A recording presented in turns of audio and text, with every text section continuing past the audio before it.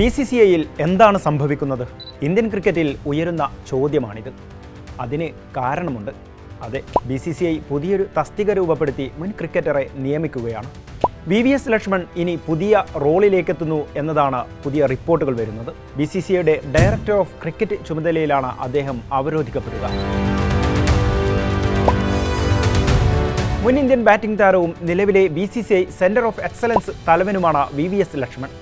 Indian ക്രിക്കറ്റിൽ കൂടുതൽ ഉത്തരവാദിത്തം ഏറ്റെടുക്കാനുള്ള യാത്രയിലാണ് ലക്ഷ്മൺ ഇപ്പോൾ. സെപ്റ്റംബറിൽ പുനഃസംഘടന നടത്താൻ BCCI ഒരുങ്ങുന്നതിനിടെയാണ് ഈ നീക്കം. Senior selection committee chairman Ajit അഗാർക്കറുടെ കാലാവധി അടുത്ത മാസം അവസാനിക്കാനിരിക്കെ ചില മാറ്റങ്ങൾ ഉണ്ടായേക്കുമെന്നാണ് പുറത്തുവരുന്ന വിവരം. ലക്ഷ്മണിന് ഡയറക്ടർ ഓഫ് ക്രിക്കറ്റ് ചുമതല നൽകും. ഇതുവഴി ഇന്ത്യൻ ക്രിക്കറ്റിൽ വലിയ മാറ്റങ്ങൾക്ക് തിരികൊളുത്തുകയാണ് BCCI.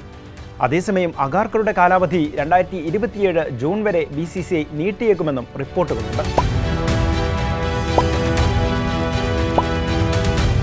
പുതിയ തീരുമാനം നടപ്പിലായാൽ അത് എങ്ങനെ ലക്ഷ്മൺ മാനേജ് ചെയ്യുമെന്നതാണ് അടുത്ത ചോദ്യം. ബംഗളൂരുവിലെ സെന്റർ ഓഫ് എക്സലൻസിൽ താരങ്ങളുടെ എല്ലാ കാര്യങ്ങളിലും മേൽനോട്ടം വഹിക്കുന്ന ലക്ഷ്മണിന് ഇത് ജോലിഭാരമുണ്ടാക്കിയേക്കുമെന്നാണ് പ്രധാന പ്രശ്നം. പക്ഷേ ജോലിയുടെ സാഹചര്യത്തെക്കുറിച്ച് ഇതുവരെ BCCI വ്യക്തമാക്കാത്ത സാഹചര്യത്തിൽ ക്രിക്കറ്റ് പ്രേമികൾ കൗതുകത്തോടെ കാത്തിരിക്കുകയാണ്. നേരത്തെ സീനിയർ ടീമിന്റെ ഇടക്കാല പരിശീലകനായി ലക്ഷ്മൺ സേവനമനുഷ്ഠിച്ചിട്ടുണ്ട്. ഈയിടെ ഇംഗ്ലണ്ട് പര്യടനത്തിന് ശേഷം ഗൗതം ഗംഭീറിനും പ്രധാന സപ്പോർട്ടിംഗ് സ്റ്റാഫിനും വിശ്രമം അനുവദിച്ചപ്പോൾ അടുത്തിടെ സിംബാബ്വേയിൽ നടന്ന T20 പരമ്പരയിൽ യുവ ഇന്ത്യൻ ടീമിനെ വിജയത്തിലേക്ക് നയിച്ചത് ലക്ഷ്മണനായിരുന്നു. മത്സരത്തിൽ ഇന്ത്യൻ ടീമിന്റെ മികച്ച പ്രകടനം വിലയിരുത്തി അദ്ദേഹത്തെ കോച്ചാക്കണമെന്ന അഭിപ്രായം പല കോണിൽ നിന്നും ഉയർന്നെങ്കിലും ലക്ഷ്മൺ തിരസ്കരിക്കുകയാണ് ചെയ്തത്. എന്താണ് ഡയറക്ടർ ഓഫ് ക്രിക്കറ്റ് പദവി?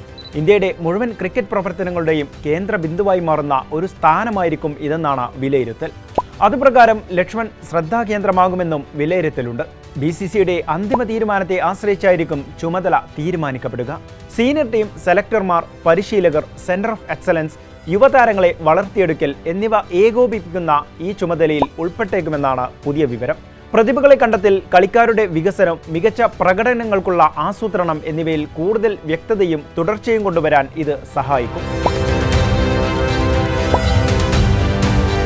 നിലവിൽ സെന്റർ ഓഫ് എക്സലൻസിൽ സീനിയർ താരങ്ങൾക്കൊപ്പവും വളർന്നുവരുന്ന യുവ താരങ്ങൾക്കൊപ്പവും ലക്ഷ്മൺ ചെയ്യുന്ന പ്രവർത്തനങ്ങളുടെ സ്വാഭാവികമായൊരു വിപുലീകരണമായിരിക്കും പുതിയ പദവിയെന്നാണ് വിശദീകരണം. അതേസമയം ഇന്ത്യൻ ക്രിക്കറ്റിനെ സംബന്ധിച്ചിടത്തോളം നിർണായകമാണ് സെപ്റ്റംബർ മാസം.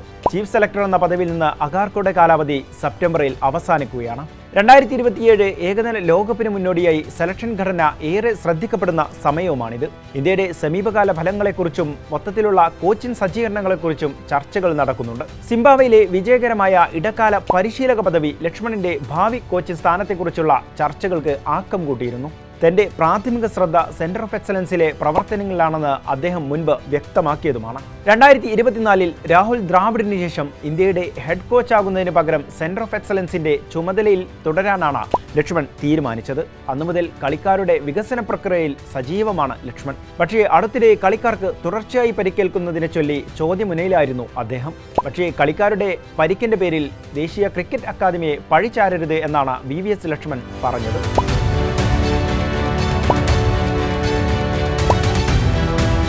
കളിക്കാർ യന്ത്രങ്ങളിൽ നിന്നും പ്രതീക്ഷിക്കുന്ന സമയത്ത് കായികക്ഷമത വീണ്ടെടുക്കാൻ ചിലപ്പോൾ കഴിഞ്ഞെന്ന് വരില്ലെന്നും അദ്ദേഹം പറഞ്ഞത് ചിലർക്കുള്ള മറുപടി കൂടിയായിരുന്നു. ജസ്പ്രീത് ബുംറ, ഹർഷിത് റാണ, ഹാർദിക് പാണ്ഡ്യ, വാഷിംഗ്ടൺ സുന്ദർ, സായ് സുദർശൻ തുടങ്ങിയവർ ദേശീയ ക്രിക്കറ്റ് അക്കാദമിയിൽ കായികക്ഷമത വീണ്ടെടുത്തു വരികയാണെന്നും അദ്ദേഹം പറഞ്ഞിരുന്നു. കളിക്കാരെ പരിക്കിൽ നിന്ന് മുക്തരാക്കുന്ന പുനരധിവാസ കേന്ദ്രം മാത്രമല്ല ദേശീയ ക്രിക്കറ്റ് അക്കാദമി, അവരെ മികവിലേക്കെത്തിക്കുന്നതിലും വലിയ പങ്കുവഹിക്കുന്നുവെന്ന് ലക്ഷ്മൺ പറയുന്നുണ്ട്. പരിക്കുകൾ കരിയറിന്റെ ഭാഗമാണ്. ഇതൊരു ആശങ്കയായി കരുതുന്നില്ല. ടീമിൽ തിരിച്ചെത്തുന്ന കളിക്കാരന് ആദ്യ മത്സരം മുതൽ മികച്ച പ്രകടനം പുറത്തെടുക്കാൻ കഴിയണമെന്നതാണ് ലക്ഷ്യമെന്നും ലക്ഷ്മൺ കഴിഞ്ഞ ദിവസം പറഞ്ഞിട്ടുണ്ട്. ഒരു പരമ്പരയ്ക്ക് 3-4 ആഴ്ച മുൻപാണ് സെലക്ടർമാരുടെ യോഗം ചേരുന്നതെന്നും ആ സമയത്ത് കളിക്കാരന്റെ കായികക്ഷമത കൃത്യമായി അറിയാനാകില്ലെന്നും BCCIയുടെ സെക്രട്ടറി ദേവ്ജിത്ത് സൈക്കിയ പറയുന്നുണ്ട്. അക്കാദമിയെക്കുറിച്ച് വ്യാപകമായ പരാതികൾ ഉയർന്ന സാഹചര്യത്തിലാണ് ഈ വിശദീകരണങ്ങൾ ഉണ്ടായത്.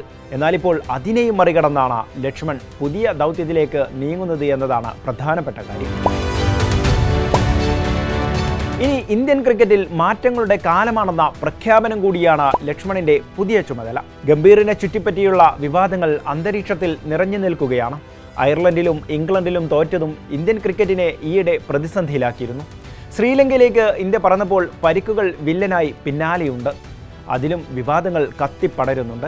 തുടർച്ചയായി താരങ്ങൾ പരിക്കേറ്റ് കളിക്കാതിരിക്കുന്നത് എങ്ങനെയാണെന്നതാണ് ചോദ്യം. ഇടക്കാലത്ത് രോഹിത് ശർമ്മയുടെ സ്ഥാനവും സഞ്ജുവിനെ തഴഞ്ഞതും അങ്ങനെ പലവിധ പ്രശ്നങ്ങളാണ് ഇന്ത്യൻ ക്രിക്കറ്റ് നേരിട്ടുകൊണ്ടിരിക്കുന്നത്. പല പ്രതിസന്ധികൾ രൂപപ്പെടുമ്പോഴാണ് BCCIയിലെ പുതിയൊരു ചുമതല വഹിച്ച് ലക്ഷ്മൺ രംഗത്തെത്താനിരിക്കുന്നത്. BCCI പുതിയ തസ്തികയിൽ ലക്ഷ്മണരേഖ മറികടക്കുമോ എന്ന് കാത്തിരിക്കാം.